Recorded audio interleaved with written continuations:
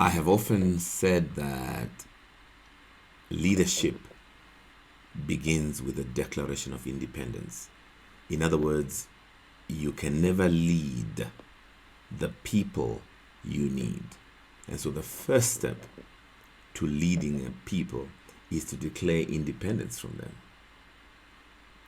As a leader, your task is to lead. This does not mean to say that you don't follow.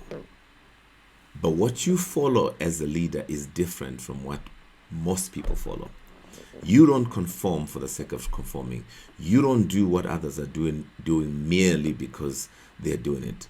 Leaders follow an inner voice, a call. You must have a vision, not of what is, but of what might be. You must think outside of the box. As a leader, you march to a different tune. And the most powerful call to leadership that I have ever seen is signaled rather dramatically in these words: leave your land, your birthplace, and your father's house. These words, I believe, were given, was rather a call that was given to Abraham. So let's analyze this. Leave your land. Well, why? Because as human beings, we do conform. We adopt the standards and absorb the culture of the time and place in which we live. When you become a leader, you must disconnect from conformity.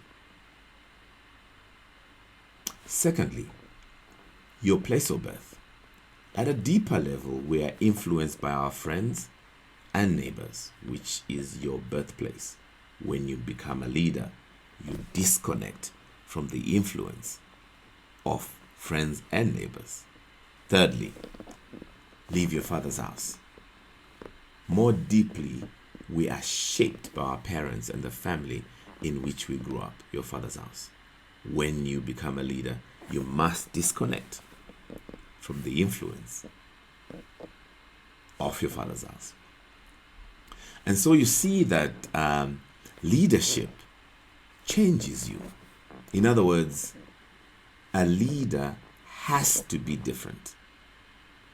Not for the sake of being different, but for the sake of starting something new. So to be a leader is to be willing to challenge the prevailing consensus.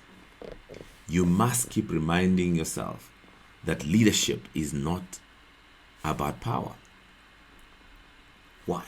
Because power allows us to rule over others without their consent. I'm going to repeat that. Power allows us to rule over others without their consent. So leadership is not about power. As the Greek historian said, the strong do what they wish and the weak suffer what they must. I believe that true leadership is a sustained critique of power. True leadership is a sustained critique of power. It is about nations, organizations, communities, families, how they can be formed on the basis of shared commitment and collective responsibility. Leadership is about influence. Nelson Mandela was in prison for 27 years, yet he was one of the most influential persons of our time.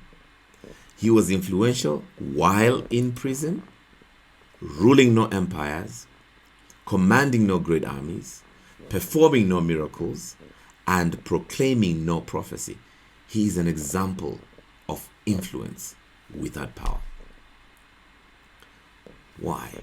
Because he was prepared to be different. Leadership, as every leader knows, can be lonely. Yet you continue to do what you have to do because you know that the majority is not always right and conventional wisdom is not always wise. Dead fish go with the flow. Live fish swim against the current. So it is with conscience and courage. So it is with great leaders. Remember, Leadership is a burden, a privilege, and a tremendous responsibility.